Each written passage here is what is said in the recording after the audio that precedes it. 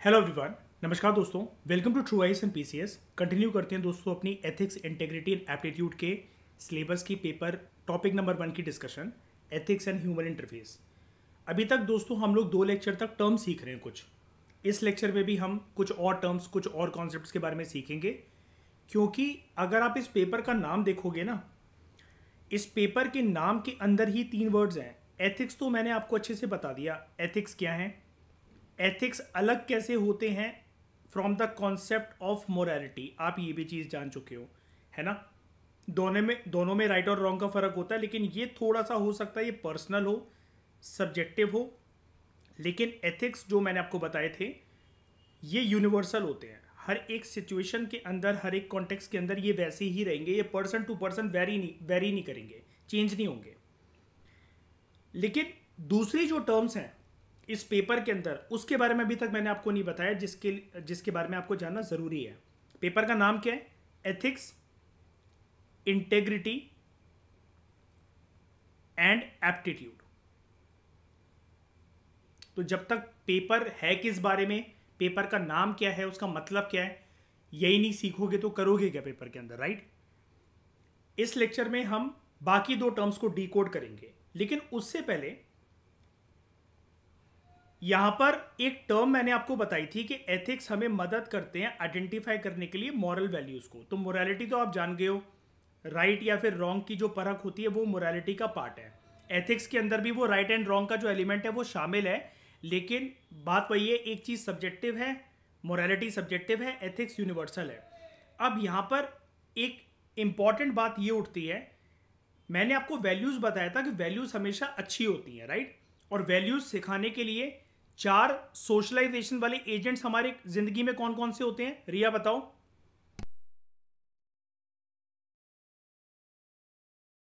Values को हम कहां कहां से सीखते हैं ऋषिका? 4 इंपॉर्टेंट एलिमेंट्स कौन से हैं? सबसे पहले कहां से सीखते हैं? पेरेंट्स, सोसाइटी नहीं होता। सबसे पहले नहीं, सब गलत कह रहे हो। सबसे पहले पेरेंट्स, दूसरा मयूर टीचर्स, तीसरा फ्रेंड्स, फिर तुम सोसाइटी। थप्पड़ मारो अपने आपके। सोसाइटी का तो सभी पार्ट है, हमारे पेरेंट्स और हम खुद सोसाइटी का पार्ट है। Parents, teachers, friends and other significant persons. मोहल्ले में जाके थोड़ी ना खड़े हो जाओगे कि मुझे वैल्यूज सिखा दो। ये 4 एजेंट्स हैं जो हमारी लाइफ के पार्ट होते हैं। ऑब्वियसली बात है, चारों के चारों सोसाइटी के पार्ट ही हैं। और अदर सिग्निफिकेंट पर्संस क्या हैं? रोल मॉडल्स, या फिर ऐसे टॉपिक्स जो कि हमें इन्फ्लुएंस करते हैं। धर्म, राजनीति, कोई भी हमारा इंटरेस्ट या हॉबी, उनसे हम वैल्यूज सीखते हैं। अब वैल्यूज और एथिक्स में भी क्या कोई फर्क होता है क्या? ये चीज भी पहले हम जान लेते हैं, उसके बाद हम इन टर्म्स को डिकोड करेंगे, इंटेग्रिटी एंड एप्टीट्यूड।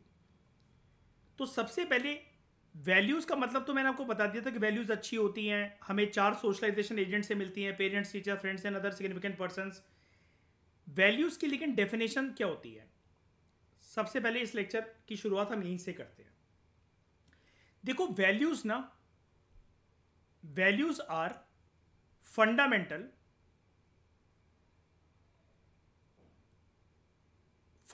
का दोस्तों ये मतलब होता है कोई भी चीज जो कि किसी कोर में लाई करती है, या फिर आप किसी चीज को जब बोलते हो ना, बहुत ही ज्यादा महत्वपूर्ण चीज है ये, it is the most important element.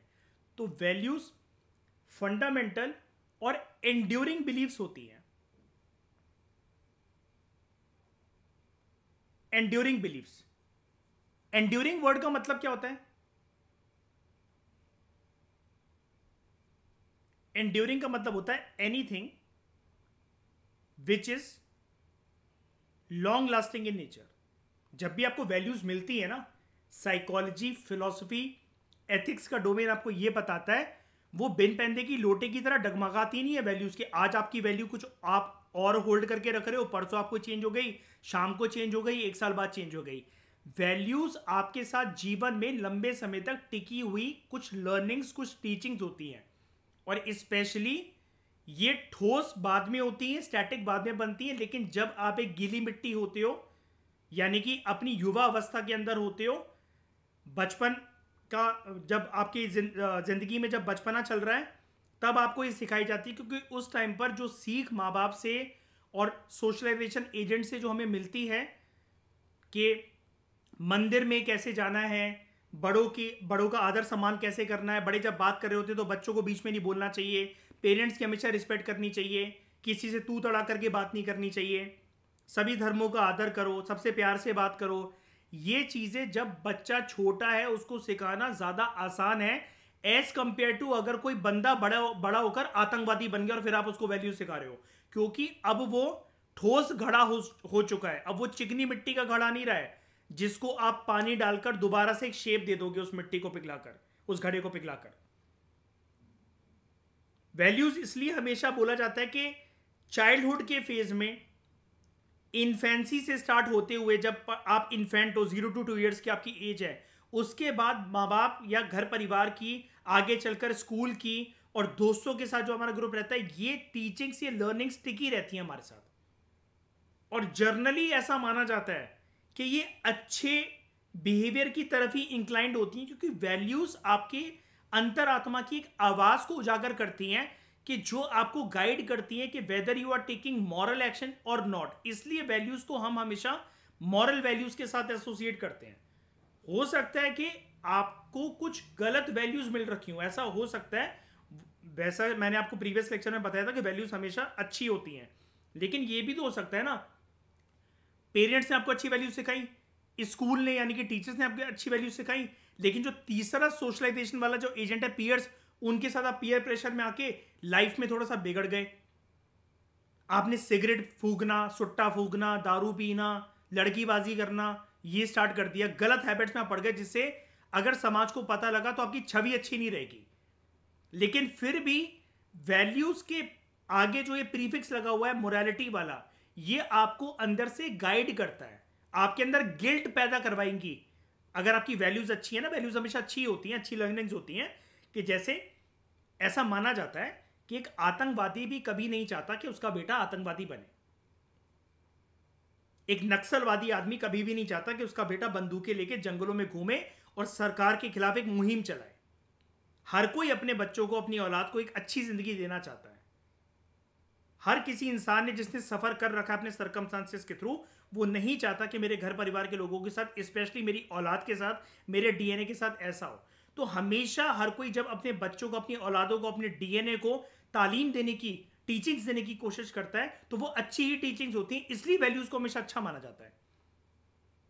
अब मान लो कि खुदा ना खास्ता किसी को गलत वैल्यूज मिल भी गई हैं, लेकिन वो जो मोरालिटी का एस्पेक्ट है, जो आपकी अंतरात्मा की आवाज है, वो हमेशा आपको गाइड करेगी। आपके अंदर एक ग्रज, एक गिल्ट पैदा करेगी कि आप जो काम कर रहे हो, ये आपके द्वारा लिया गया जो एक्शन है वो सही दिशा में था कि नहीं था। आपने कुछ ऐसा एक्शन तो नहीं ले लिया कि आपके कहे हुए शब्दों की वजह से या आपके गए लिए हुए एक्शन की वजह से किसी का जीवन बर्बाद हो गया, कोई रात रात भर सो नहीं पा रहा, या आपने किसी को आत्महत्या करने पर मजबूर कर डाला, या फिर आपके अंदर ये मोटिवेशन आना कि यस, मेरे द्वारा लिए गए एक्शन जो हैं वो डेली लाइफ में मैं ऐसा देखता हूं या देखती हूं कि 4 चेहरों पर, 5 चेहरों पर स्माइल लेकर आते हैं, खुशी लेकर आते हैं। They thank me for that thing. तो I should promote my this behaviour more and more. ऐसे वैल्यूज आपको गाइड करती रहती है। तो वैल्यूज एक फंडामेंटल यानी कि कोर और मोस्ट इंपॉर्टेंट पार्ट है आपकी पर्सनैलिटी के साथ जुड़ा हुआ, और ऐसी लॉन्ग लास्टिंग बिलीव्स हैं, ऐसे आपके सोच विचार हैं जो कि बिन पैंदे की लोटे की तरह रोज नहीं बदलेंगे, वक्त को देखते हुए नहीं बदलेंगे, वो टिके रहेंगे आपके साथ। ठीक है, जो कि गाइड करते हैं। These are fundamental enduring believes that guides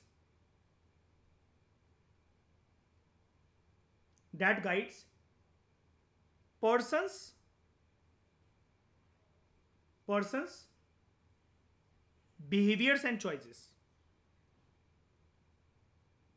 उसके व्यवहार को, और एक जो पर्सन अपनी लाइफ के अंदर कोई भी जो डिसीजंस लेता है, जो भी उसकी चॉइसेस हैं, उसको गाइड करने का काम करती हैं वैल्यूज। और ये जो बिहेवियर है ना, साइकोलॉजी के डोमेन में ऐसा माना जाता है, वैल्यूज के अंदर जो भी हमारी ये बिलीव्स, फंडामेंटल और लॉन्ग लास्टिंग जो बिलीव्स हैं, जो हमारे सोच विचार हैं, वो एक ऐसे बिहेवियर को उजागर करने की कोशिश करते हैं दैट शुड बी आइडियल, अच्छा हो वो आपका बर्ताव, वो आपका व्यवहार, या जैसा होना चाहिए। अब आइडियल बिहेवियर कैसा होता है बताओ? गलत व्यवहार कि अच्छा व्यवहार? समाज में क्या माना जाता है आइडियल बिहेवियर? या किसी भी सिचुएशन के अंदर किसी से भी बर्ताव करते हुए अच्छा ही स्वभाव होना चाहिए, बिकॉज हर एक रिफ्लेक्शन की फिर एक काउंटर रिफ्लेक्शन आएगी। आपका व्यवहार गलत है, आपको बात करने की किसी से तमीज नहीं है, आपके अंदर अगर अकड़ है, तो आप दूसरों से एक्सपेक्ट करते हो कि दूसरा आपको प्यार करे। इसलिए यहां पर वैल्यूज के अंदर, लास्ट लेक्चर के अंदर इसलिए मैं आपको बता रहा था कि वैल्यूज हमेशा अच्छी ही होती हैं। कभी गलत एलिमेंट अगर इसके अंदर थोड़ा सा जहर घुल गया है, तो वो आपकी मॉरल एक्शंस के थ्रू ऑटोमेटिकली राइट करने की कोशिश करती है आपकी सोल। अब मैं सोल के बारे में क्यों बात कर रहा हूं यहां पर?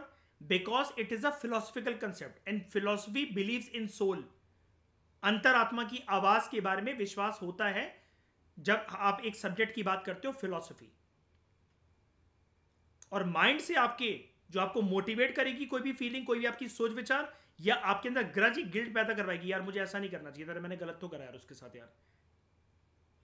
जब ऐसी आवाज आपके मन से आती है, आप चाहे कितना भी आर्ग्यू कर लो किसी के साथ, मेरा एक्शन गलत नहीं था, ये नहीं था, वो नहीं था, लेकिन आप तो अपने आप को जानते हो ना। रात को जब बिस्तर पर लेटोगे तो ये पूरे जो रिव्यू है आपके दिन का, वो तो आपका माइंड आपको देता है ना। तो वो पार्ट हो जाता है साइकोलॉजी का।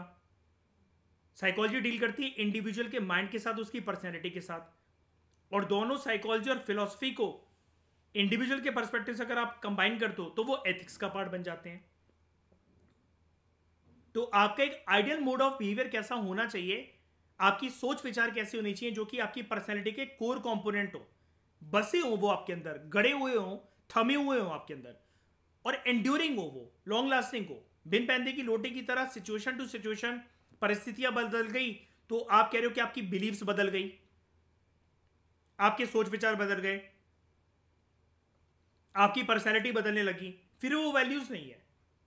वैल्यूज के फंडामेंटल एस्पेक्ट, वैल्यूज के जो कोर एस्पेक्ट, फंडामेंटल एस्पेक्ट है, वो यही है कि it is fundamental belief and enduring belief, long lasting है वो। लेकिन सवाल अब ये उठता है कि वैल्यूज एथिक्स से कैसे अलग है?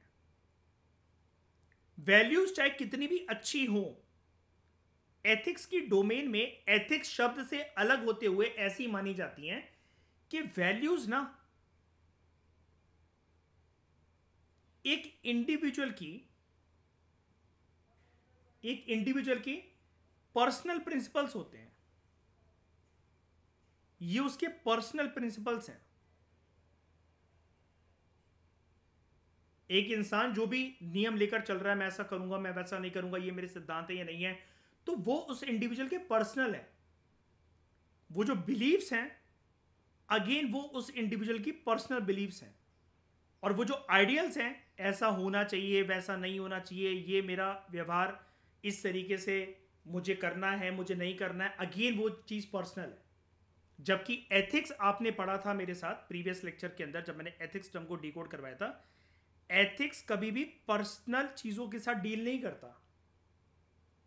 एथिक्स एक जर्नली एक्सेप्टेड, जर्नली हमेशा वो चीज होती है जिसको ज्यादातर लोग मानते हो दुनिया में, या किसी एक समाज के अंदर, या किसी कंट्री के अंदर, या किसी गली मोहल्ले के अंदर। जर्नली वो चीज होती है विच इज नॉट 100% एज सच, लेकिन मेजॉरिटी वाली चीज होती है वो। तो ये फर्क होता है जर्नली और यूनिवर्सली में। एथिक्स को आप वैसे यूनिवर्सल प्रिंसिपल्स भी कह सकते हो, लेकिन ये कुछ ऐसे जर्नली एक्सेप्टेड, ज्यादातर लोग, मतलब अगर 100 लोग हैं तो 95-99 तो मानेंगे ही इस बात को। वहां पर ये इंग्लिश टर्म यूज होता है जर्नली। तो ethics generally accepted moral guidelines है।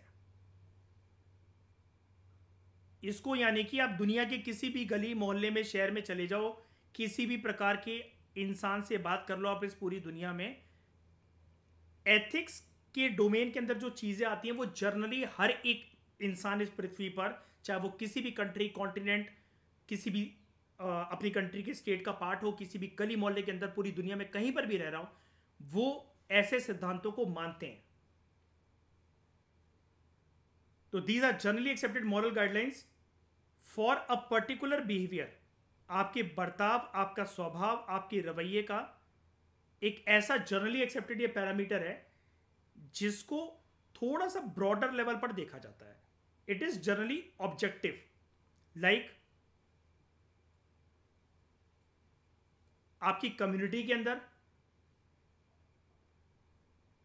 या फिर किसी एक प्रोफेशन के अंदर। ये सब्जेक्टिव नहीं है कि मैं ऐसा सोचता हूं मेरे लिए एथिक्स ऐसे हैं। आपके सोचने से आपके एथिक्स नहीं, वो दुनिया के एथिक्स सारे सेम है। आप ये कह सकते हो कि मेरे अगर कुछ सोच विचार हैं, कुछ प्रिंसिपल्स हैं, कुछ सिद्धांत हैं जीवन के, तो वो आपकी पर्सनैलिटी वाली, मतलब पर्सनल चीज, सब्जेक्टिव चीज हो सकती है, जो कि हो सकता है कि आपके सिद्धांत तो कुछ, लेकिन वो मेरे सिद्धांत नहीं है। आपको आपके घर वालों ने, माँ बाप ने ये सिखाया गया है कि भगवान की पूजा आराधना करो। वो आपके घर पे भी होती है, मेरे घर पे भी होती है। आपको लेकिन आपके घर वालों ने ये तालीम दी है, ये शिक्षा दी है कि भगवान को स्वरूप मानकर मत पूजो, निरंकारी बनकर उसको पूजो। भगवान का कोई अस्तित्व नहीं होता, कोई उनकी फिगर नहीं है। लेकिन हमारे घर पर हम जब तक मूर्तियों को ना देखें तब तक वो पॉजिटिविटी नहीं आती है।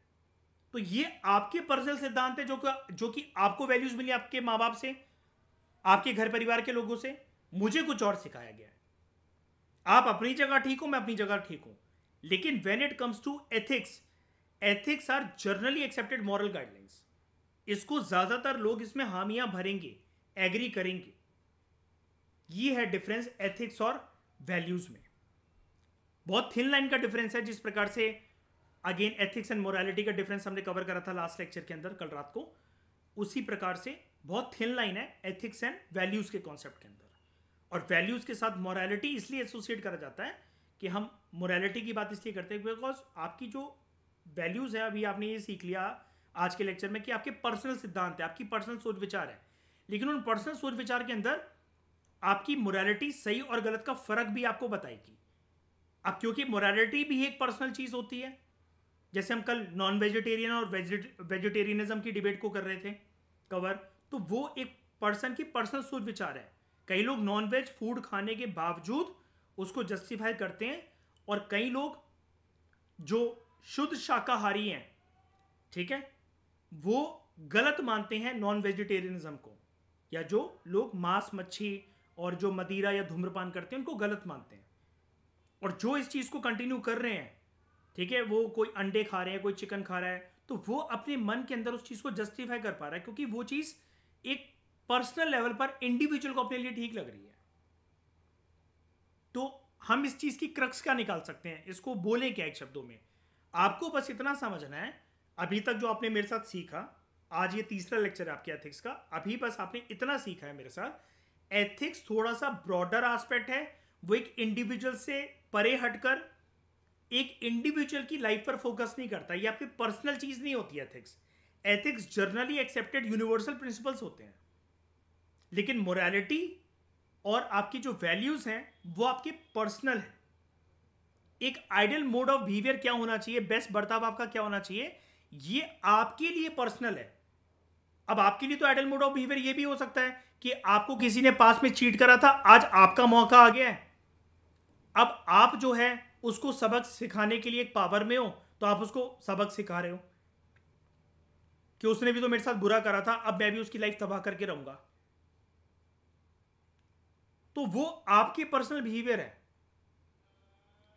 और ये आपकी हो सकता है कि एंड्योरिंग बिलीफ बन जाए, लेकिन ethically what you are doing is wrong. Ethics के पर्सपेक्टिव से, एथिक्स के लेंस से अगर उस चीज को आप देखोगे, तो एथिक्स का चश्मा आपको यह बताएगा कि आप गलत चीज को देख रहे हो।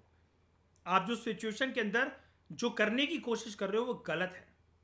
जैसा कल हमने वो बात करी थी कि एक बंदे की मम्मी या पापा बीमार हैं, और उसको पता है कि वो अगर ज़्यादा बीमार हुए तो वो मर जाएंगे, इसलिए उसने केमिस्ट शॉप से भागकर दवाइयों की चोरी कर ली।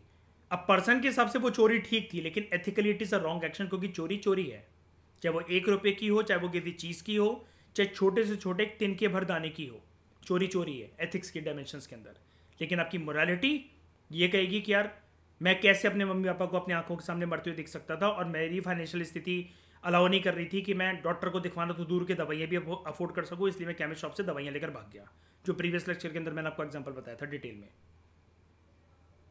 ओके, अब हमें ये सीखना है, इस जो सब्जेक्ट का नाम है एथिक्स को हमने जान लिया, उसके साथ एसोसिएटेड मैंने आपको बहुत सारी चीज़ें बताई।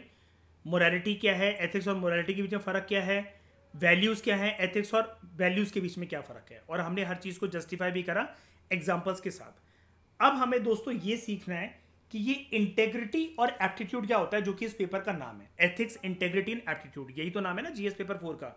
तो ये इंटेग्रिटी शब्द क्या है और एप्टीट्यूड क्या है, सबसे पहले फोकस करते हैं इंटेग्रिटी वर्ड पर। तो आप लोग मुझे बताओ, what do you understand by the term integrity, क्या होता है इंटेग्रिटी, क्या सीखते हो आप, क्या समझते हो आप इस शब्द से?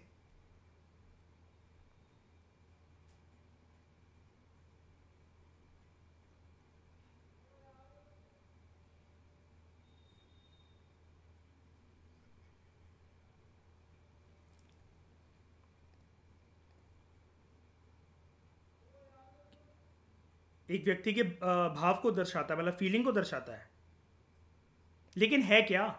फीलिंग को तो एथिक्स में हर चीज दर्शा रही है, वैल्यूज भी दर्शा रहे हैं, सब दर्शा रही है, लेकिन है क्या? एक वर्ड में बताओ। शाबाश, ये है आपकी सच्चाई और आपकी ईमानदारी।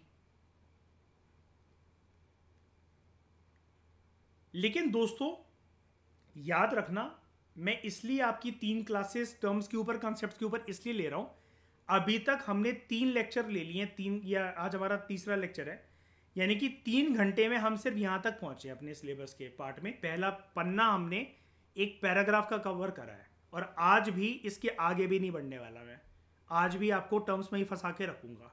अगले लेक्चर से आपका ये टेक्स्ट शुरू होगा, ये जो डॉक्यूमेंट दे रखा है। क्यों?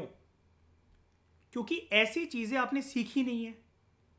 एथिक्स और मोरालिटी में अगर कोई आपको ये बता दे, अगर आप गूगल पे जाओगे तो आपको तो यही लगेगा गुड एंड बैड बिहेवियर, वो भी कह रहा है गुड एंड बैड प्रिंसिपल, दोनों सेम ही होते होंगे, इंटरचेंजेबली आप इसको यूज कर सकते हो। वैल्यूज और एथिक्स भी सेम ही होते होंगे, आप इसको इंटरचेंजेबली यूज कर सकते हो, गूगल भी आपको यही बता रहा है। लेकिन मैंने आपको क्या बताया, इन चीज को आप जो सेम से वर्ड जो आपको लगते हैं ना, जीएस पेपर 1 से लेकर जीएस पेपर 3 तक यूज कर लो, कोई दिक्कत नहीं है।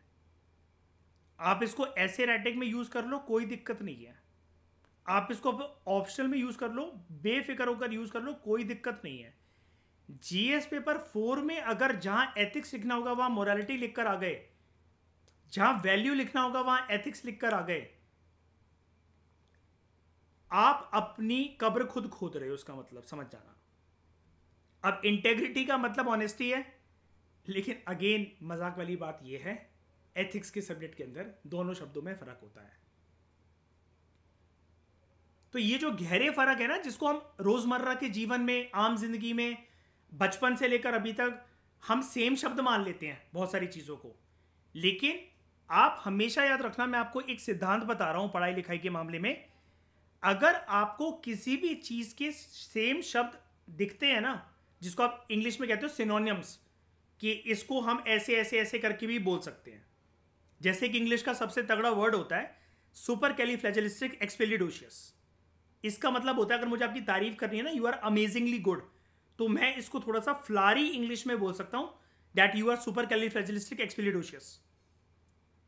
लेकिन सुपरकैलिफ्रैजिलिस्टिक एक्सपिलिडोशियस और अमेजिंगली गुड में थोड़ा सा अंतर होता है शब्दों में, और एथिक्स ऐसे कॉन्सेप्ट के अंदर डिफरेंशिएट करवाने के लिए एक इंपॉर्टेंट सब्जेक्ट है, और आपको एक जाननी चाहिए चीजें। अब ऐसा नहीं है कि दुनिया भर के सभी शब्द आपको यहां पर जानने हैं, जो आपके यहां पर प्रोफेशनल लाइफ से रिलेटेड होंगे, यानी कि हमने पढ़ा था कल के लेक्चर में public life and your private life, और जिसके बेसिस पर आपको केस स्टडी सॉल्व करनी है, तो you should have that ability to use the right word in the right context.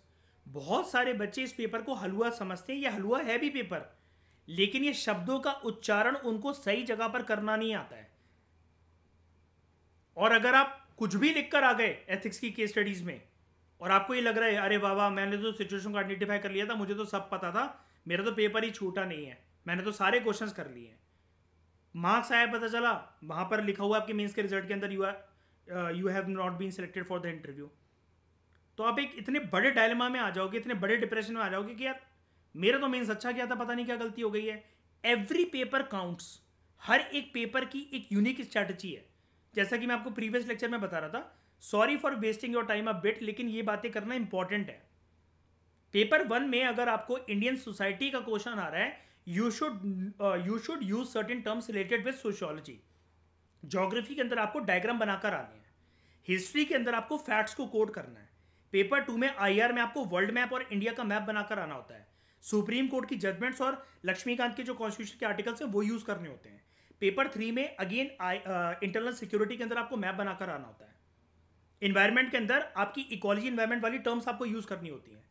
Ethics का भी एक अलग ही फ्लेवर है अपनी आंसर राइटिंग का। ऑप्शनल में जैसे क्या होता है, आपको कोई भी बात जो करनी है वो आप जीएस वाले पेपर से कर सकते हो, बट स्कॉलर्स के पॉइंट ऑफ व्यू से उनके कंधे पे रख के बंदूक चलानी होती है। हर सब्जेक्ट का एक अपना ही फ्लेवर है।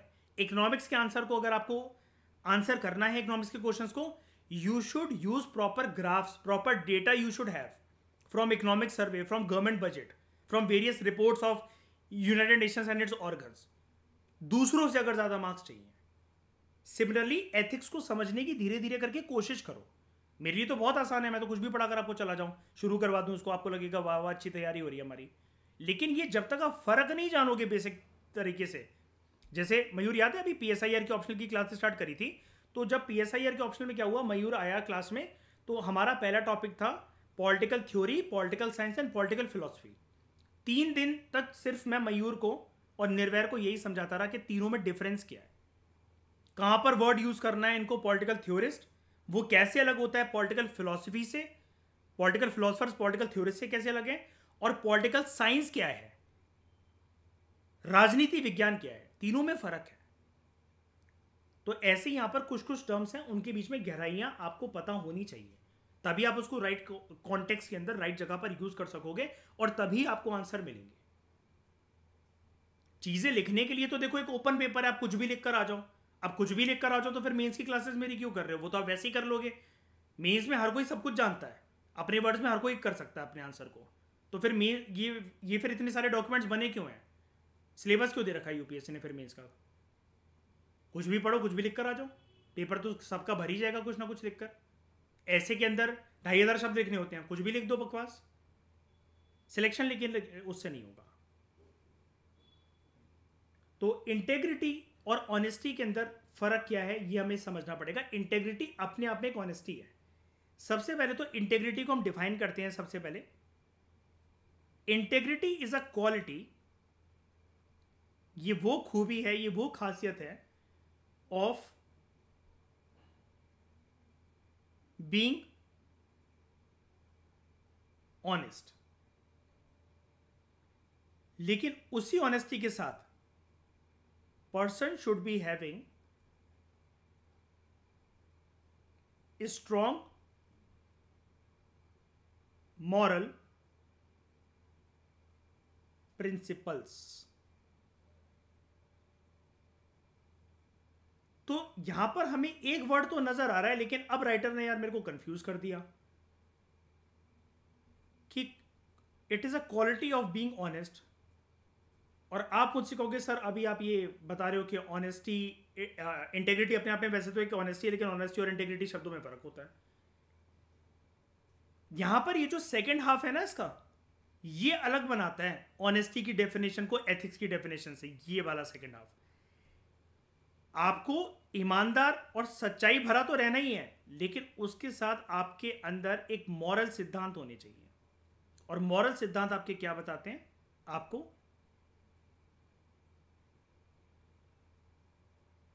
गुड और बैड एस्पेक्ट्स के बारे में। तो सबसे पहले तो दोस्तों हम फर्क जान लेते हैं, नॉर्मल सी बात करते हैं, सच्चाई। आप मुझे एक बात बताओ, अगर रिया आपको ऑनेस्टी शो करनी है मुझे, आप कैसे करोगे?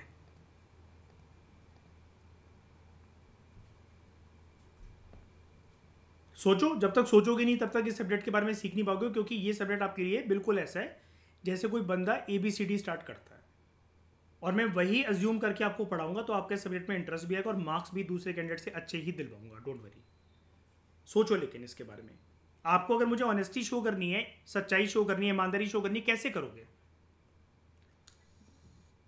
क्या बोला रिया ने? नहीं नहीं, तुम्हारी बात मैंने सुन ली, मैं दूसरों से पूछ रहा हूं। रिया ने क्या बोला? सच बोलकर। ये जो इसने बोला ना, देखो,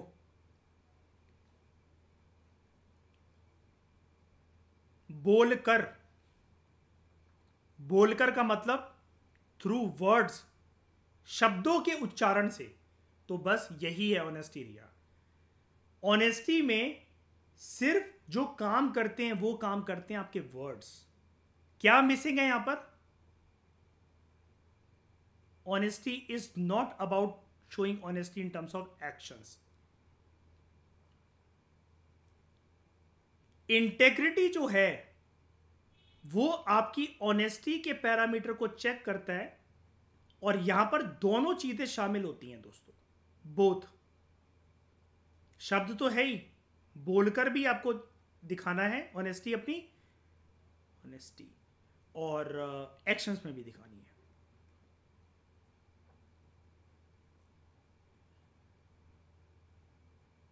इंटेग्रिटी में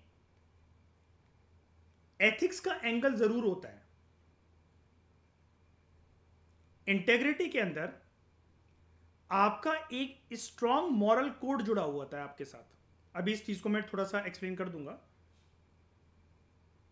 strong moral code of conduct जुड़ा होता है आपके साथ, strong moral code and principles. लेकिन ऑनेस्टी के अंदर वो चीज हो सकता है कि मिसिंग हो।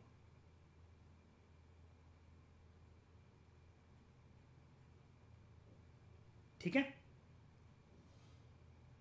अब एक इंपॉर्टेंट बात ध्यान से समझना, सबसे इंपॉर्टेंट बात है ऑनेस्टी और इंटेग्रिटी के डिफरेंस में।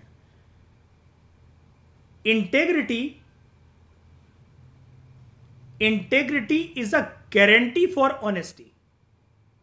जहां इंटेग्रिटी है वहां निश्चित सुनिश्चित तौर पर ईमानदारी झलकेगी ही, छलकेगी ही।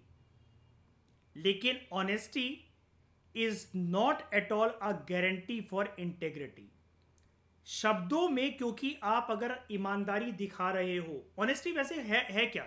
हमने इंटेग्रिटी को तो डिफाइन कर लिया, ऑनेस्टी लेकिन क्या है? ऑनेस्टी ये है, अगर आपके ऊपर एक प्रेशर की तलवार लटक रही है, लेकिन आप सारी चीजों को दरकिनार करते हुए फिर भी अगर अपनी सच्चाई को बोलने के लिए अडिग रहते हो, उस पर अमल करते हो, रिगार्डलेस ऑफ द सर्कमस्टांसिस के, वो क्या सोचेगा, मेरा रिश्ता खराब होगा, फलाना होगा, डिकमा होगा, आपको सच बोलना था, आपने बोला, दैट इज ऑनेस्टी। इंटेग्रिटी थोड़ा सा उससे एक स्टेप बियॉन्ड होता है। यहां पर ऐसा मत सोचना कि ऑनेस्टी के अंदर पर्सन जो है वो झूठ भी बोल सकता है। हम ऑनेस्टी को ऑनेस्टी इसलिए बोल रहे हैं क्योंकि यहां पर सच्चाई की बात हो रही है। तो अभी मैं जितना बताऊं उतना ही सोचना, ठीक है? ऑनेस्टी एक्शंस में नहीं है, वर्ड्स में है। बंदा पूरे प्रेशर होने के बावजूद भी ईमानदारी से जो उसको बात कहनी चाहिए वो उसने सब कुछ सच बताया, भले ही उसके रिश्ते खराब हो गए हों, उसको जीवन में कोई जीवन साथी छोड़कर चला गया हो, लेकिन उसने सच बताया उस घटना के बारे में, उस चीज के बारे में, उस व्यक्ति के बारे में, जो भी उससे आप पूछा गया। इंटेग्रिटी के अंदर लेकिन आपके strong moral code and principles भी होते हैं। तो चलो थोड़ा सा इसको और एक्सप्लेन करते हैं, क्योंकि यहां तक तो आते आते ये दोनों टर्म्स कंफ्यूजिंग हो गई हैं, है ना? हमें सिर्फ अभी इतना ही फर्क समझ में आ पाया कि एक शब्दों में है, एक एक्शंस में भी है। ठीक है? इंटेग्रिटी जो है, इंटेग्रिटी के बारे में मैं बात कर रहा हूं। इंटेग्रिटी जो है, it is about acting with honesty. Integrity के अंदर, क्योंकि ऑनेस्टी ऑटोमेटिकली आएगा, मैंने आपको बताया ना, integrity is a guarantee for honesty, but honesty is not a guarantee for integrity. तो इंटेग्रिटी तब उजागर होती है when you act with honesty, when you act with fairness, when you act with decency. और ये सब आप कब कर रहे हो? सबसे important line, even when you are not under any kind of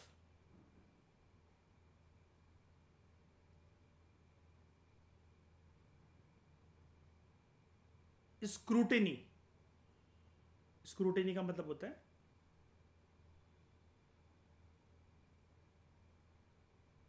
observation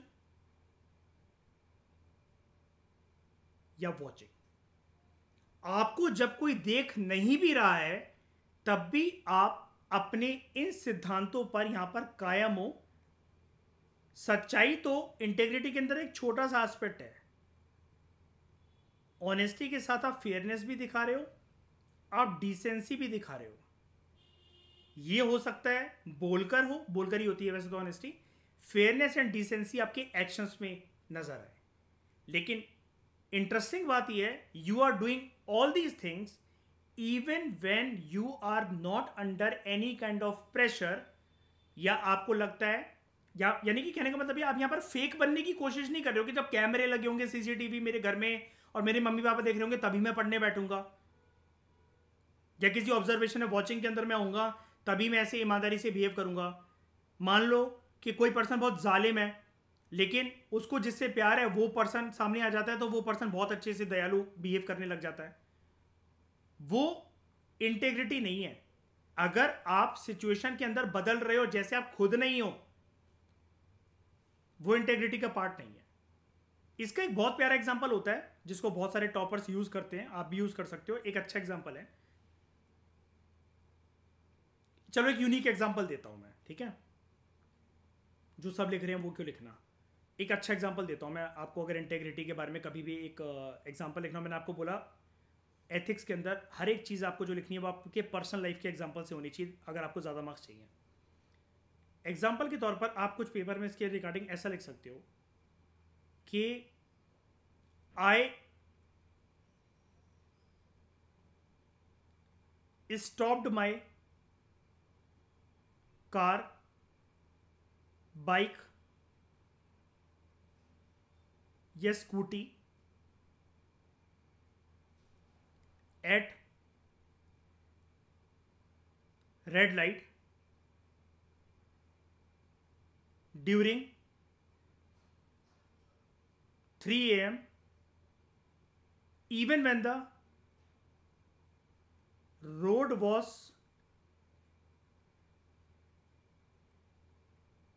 completely empty and there was no police या ट्रैफिक पुलिस और सीसीटीवी कैमरास।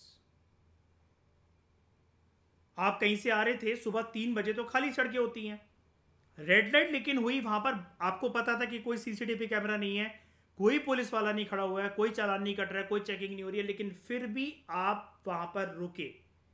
ऐसे एग्जाम्पल को आप लिख कर आ सकते हो। This will fetch you brilliant marks.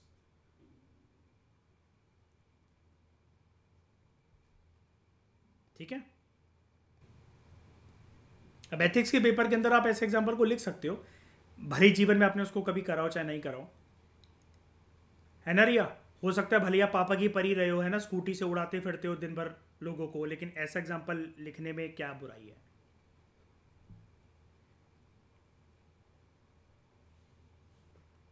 Ethics के अंदर टॉप मार्क्स प्राप्त करने वाले जो कैंडिडेट्स होते हैं, जरूरी नहीं है वो अपनी पर्सनल लाइफ के अंदर एथिकल हो।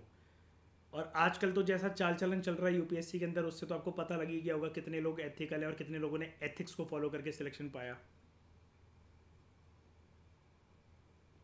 ठीक है? तो ये है बेसिकली एक फर्क इंटेग्रिटी और ऑनेस्टी के अंदर।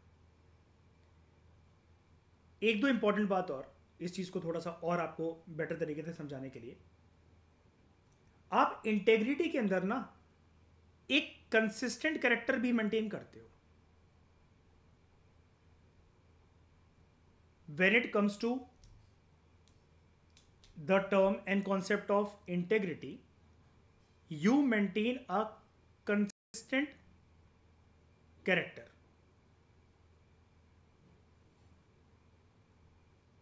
कहने का मतलब ये है क्योंकि आप यहां पर सब कुछ ऑनेस्टी के साथ कर रहे हो, फेयरनेस के साथ कर रहे हो, डिसेंसी के साथ कर रहे हो, even when no one is watching you, या फिर you are not kind of under any kind of pressure या स्क्रूटिनी, आपको कोई ऑब्जर्व नहीं कर रहा, कोई वॉच नहीं कर रहा, तो वो आपका कंसिस्टेंट कैरेक्टर है, बोथ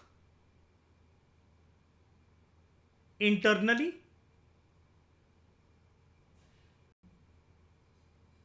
एंड एक्सटर्नली। आप अंदर से भी वैसे ही हो जैसे आप बाहर से हो। आप सिर्फ यहां पर बोलकर एक झूठी इमेज मेंटेन नहीं कर रहे हो, जो आप अंदर से जैसा सोचते हो कि दूसरे मेरे साथ ऐसा करें, या फिर आपके अंदर जो भी सोच विचार है, आप बिल्कुल बाहर से भी वैसे ही हो। आपके दो आईने नहीं है। You are not wearing any kind of नकाब व्हेन डीलिंग विद अदर्स। तो आपकी सच्चाई तो झलकेगी अगर आपका ऐसा कैरेक्टर है कि अगर आपने नकाब नहीं पहना हुआ या फिर आप दोगले किस्म के आदमी नहीं हो, तो आपकी सच्चाई तो झलकेगी। सच्चाई के साथ साथ there will be a fairness and decency in your behaviour even when no one is watching you. And last thing, integrity is about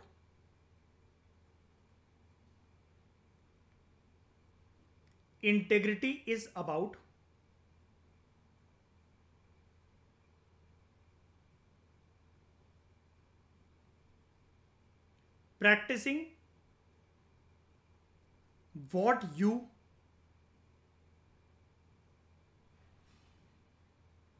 preach.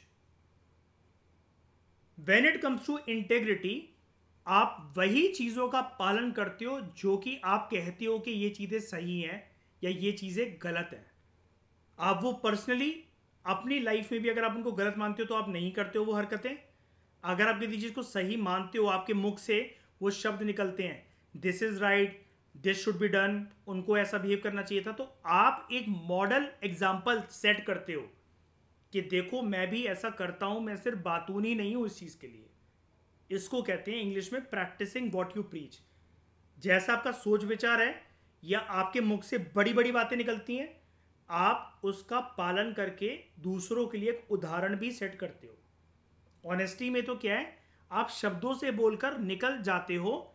जरूरी नहीं है कि आप अपनी जिंदगी के अंदर वो चीजें, वो एक्शंस अपनाओ, या उन चीजों के लिए जो आपके मुख से शब्द निकल रहे हैं, इतनी अच्छी अच्छी बातें निकल रही हैं, आप खुद भी वैसे इंसान हो सकता है ऑनेस्टी के कॉन्टेक्स्ट के अंदर आपके दो चेहरे हो। सच्चाई बोलने में क्या है, सच्चाई बोलने में है क्या, वो तो सच्चाई किसी ने बोल दी। बोलकर हम ये नहीं पता लगा सकते कि सच में वो पर्सन ऐसा ही है कि नहीं है।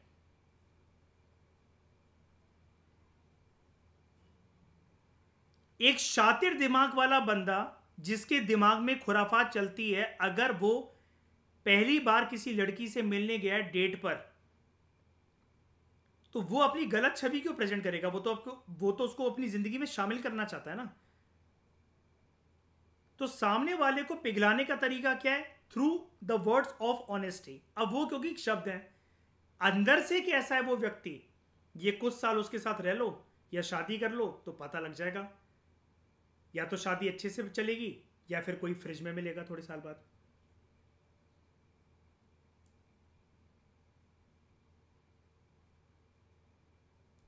ठीक है, तो ये हमने अच्छे से समझ लिया what is integrity and how it is different from honesty. अब दोस्तों लास्ट जो शब्द हमें डिकोड करना है, जिसके ऊपर हमारा पेपर बेस्ड है, एथिक्स, इंटेग्रिटी एंड एप्टीट्यूड। तो what is this aptitude? Aptitude का मतलब बहुत सिंपल होता है। एप्टीट्यूड ना बेसिकली एक ऐसी चीज को दर्शाता है कि आपके अंदर किसी भी चीज की एक टेंडेंसी है या इंक्लिनेशन है या फिर आपके अंदर एक नेचुरल, जिसको इन्नेट भी कहते हैं, नेचुरल शब्द को इन्नेट भी कहते हैं, एक नेचुरल कैपेसिटी है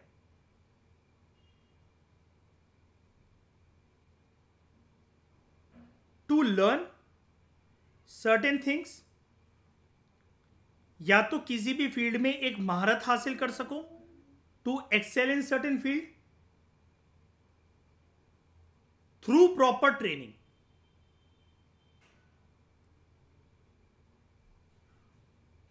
अब इसको एग्जाम्पल के थ्रू अगर मैं आपको समझाऊं, तो कोई भी मान लो कि एक छोटा सा बच्चा है,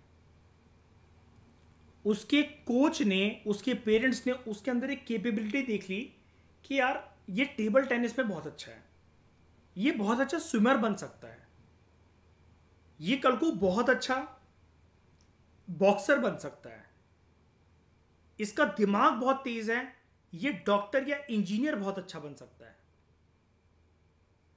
इसके अंदर एक्टिंग स्किल्स हैं, ये एक्टर बहुत अच्छा बन सकता है। हमारे जीवन में बहुत सारे ऐसे लोग हमें मिलते हैं जो कि हमारे अंदर उस खूबी को पहचान लेते हैं और उस खूबी को पहचानने के बाद हो सकता है वो पर्सन वैसा बन जाए। सचिन तेंदुलकर के अंदर जो क्रिकेट की इंस्टिंक्ट है, हो सकता है उसने खुद ने पहचानी हो या किसी और ने उसको बोला हो, लेकिन जो वो करना चाहता था या जिसने भी उसके अंदर वो आइडेंटिफाई करी कि अच्छा क्रिकेटर बन सकता है, तो वो बना। Same with Virat Kohli. एक अच्छा एक्टर बनने की क्षमता शाहरुख खान के अंदर किसी ने देखी होगी, शाहरुख खान ने खुद के अंदर देखी होगी, वो एक अच्छा एक्टर बना। इसी प्रकार से जो हमारी एक टेंडेंसी, इंक्लिनेशन या नेचुरल कैपेसिटी होती है, अब कहने का मतलब ये, ध्यान से समझना, एप्टीट्यूड के अंदर पर्सन के अंदर वो चीज एक्वायर करने की दोस्तों पोटेंशियल है, यानी कि वो चीज अंदर एक डायमंड की तरह, जैसे एक डायमंड कोयले की खदानों में छुपा हुआ है, गड़ा हुआ है, हमें उसको उजागर करना है, खोदकर बाहर निकालना है। तो एप्टीट्यूड हमें यही बताता है कि पर्सन के अंदर वो स्किल छुपी हुई है, गड़ी हुई है, लेकिन पर्सन उनके अकॉर्डिंग एक्शन अभी तक इसलिए नहीं ले रहा है क्योंकि वो उसके अंदर गड़ी हुई है सिर्फ। और बाहर कैसे निकलेंगी? Through proper training.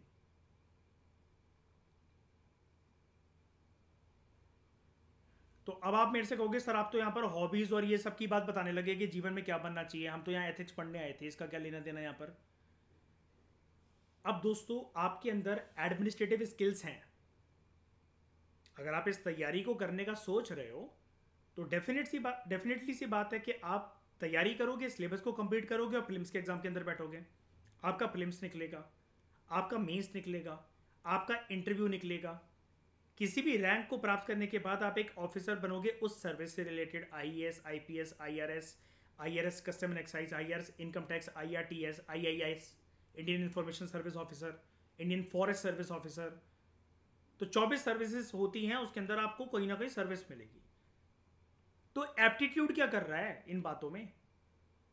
बिकॉज आपके अंदर वो जो एक नेचुरल कैपेसिटी थी वो एग्जाम के थ्रू थोड़ी बहुत तो उजागर हो गई है, लेकिन रियल सिनेरियो में जैसा आपको एक ऑफिसर बनकर अपनी फील्ड के साथ काम करना है, जो सर्विस आपको मिली उस फील्ड के अंदर आपको जो काम करना है, वो चीज प्रॉपर ट्रेनिंग से ही सिर्फ उजागर हो सकती है। इसलिए रैंक 1, रैंक 3, रैंक 300 प्राप्त करने के बाद इसलिए आपको एकदम से आईएएस आईपीएस का दर्जा नहीं दिया जाता है। आपकी पहले लबासना, सरदार वल्लभ भाई पटेल नेशनल पुलिस एकेडमी, इन सब अलग अलग जगह पर आपकी ट्रेनिंग होती है, ताकि आपके अंदर से उस एप्टीट्यूड को निखारा जाए, पॉलिश करा जाए और उस सर्विस में काम करने के लिए एक बेहतरीन और काबिल इंसान बनाया जाए। खैर ये तो हमारी फ्यूचर की सर्विस की बात हो गई, लेकिन ये एथिक्स के सब्जेक्ट के अंदर ये एप्टीट्यूड शब्द क्या कर रहा है, इसको भी समझते हैं। एथिक्स के अंदर एप्टीट्यूड जो है वो हमें ये दिखाता है कि पर्सन के अंदर एक कितनी पोटेंशियल छुपी हुई है, एक कितनी पोटेंशियल छुपी हुई है किसी भी नेसेसरी स्किल को या कैरेक्टर को डेवलप करने के लिए, कुछ कैरेक्टर ट्रेड्स को, कुछ कैरेक्टर क्वालिटीज को डेवलप करने के लिए। तो एथिक्स के संदर्भ के अंदर हमें एप्टीट्यूड का कॉन्सेप्ट यह बताता है, एक पर्सन जो अभी तक एथिकल नहीं है, उसके पास मोरालिटी नहीं है, उसके पास वैल्यूज नहीं है, ऐसे पर्सन को भी हम एथिकल बना सकते हैं थ्रू प्रॉपर ट्रेनिंग, ताकि उस पर्सन के अंदर, वो चाहे लड़का हो चाहे लड़की हो चाहे कुछ भी हो, उनके अंदर हम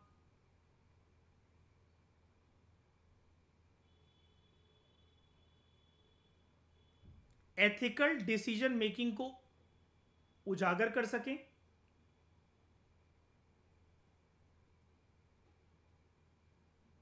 उनके अंदर एक एथिकल कंडक्ट ला सकें,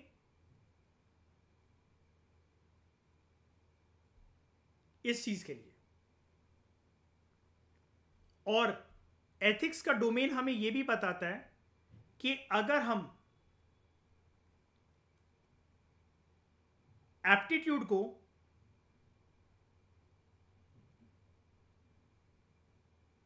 एथिकल वैल्यूज के साथ कंबाइन कर दें, लाइक एथिकल वैल्यूज लाइक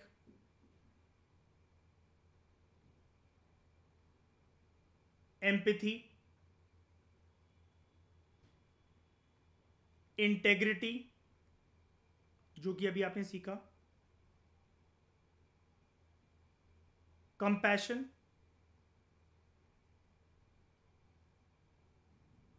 और भी अनगिनत प्रकार की एथिकल क्वालिटीज और एथिकल वैल्यूज होती हैं।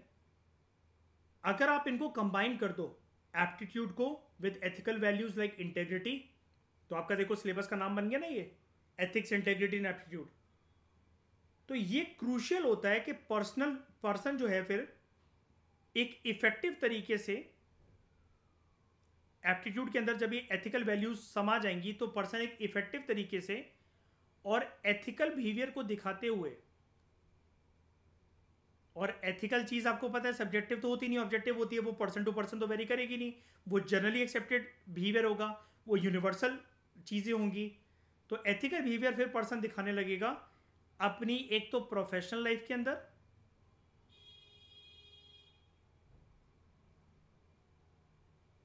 और एक अपनी पर्सनल लाइफ के अंदर। और जब सभी इंसान समाज के अगर ऐसे बन जाएं कल को, क्योंकि पर्सनल लाइफ तो देखो सबको संभालिए, लेकिन कल को घर से बाहर निकलकर काम भी तो करने जाना है, फिर चाहे आप सरकारी अधिकारी हो, चाहे आप लोगों से पब्लिक डीलिंग करते हो, कॉर्पोरेट सेक्टर में काम करते हो, आप रेस्टोरेंट खोले हो, कुछ भी काम कर रहे हो, आप पैसा कमाने के लिए, कुछ ना कुछ चीज करने के लिए घर से बाहर तो निकलोगे ना। वहां पर ये एप्टीट्यूड को उजागर कर कर उसके अंदर तड़का मिला दो, इसकी अच्छे से भेलपूरी बना दो एथिक्स की वैल्यूज को कंबाइन करके। अब उसके अंदर मिर्च, टमाटर, धनिया का नाम क्या क्या है, एम्पैथी, इंटेग्रिटी, कंपैशन, इन सबको मिक्स करके एक अच्छी सी स्वादिष्ट आपने चटपटी सी एक भेलपूरी बना ली है। इसकी वजह से इंसान ना तो अपनी प्रोफेशनल लाइफ के अंदर दुखी होगा, ना पर्सनल लाइफ के अंदर दुखी होगा, क्योंकि अभी तक अगर वो एथिकल नहीं था तो अब वो एप्टीट्यूड के माध्यम से अब वो एथिकल बन जाएगा। और एप्टीट्यूड उसके अंदर से उजागर कैसे करा जाएगा, with the help of proper training. और यही वो ट्रेनिंग है जो एक पर्सन के अंदर से, जैसे कोयले की खदान के अंदर से डायमंड निकलता है, तो ये प्रॉपर ट्रेनिंग एक पर्सन के अंदर से एथिकल वैल्यूज को उजागर करेगी, एथिक्स को बाहर निकालेगी, और वो पर्सन अपनी पर्सनल लाइफ के अंदर और प्रोफेशनल लाइफ के अंदर जब एथिकली काम करेगा तो वो खुद भी हैप्पी रहेगा, खुद भी सेटिस्फाई रहेगा, और उसके हाथों या उसके एक्शंस के द्वारा किसी का भी बुरा नहीं होगा।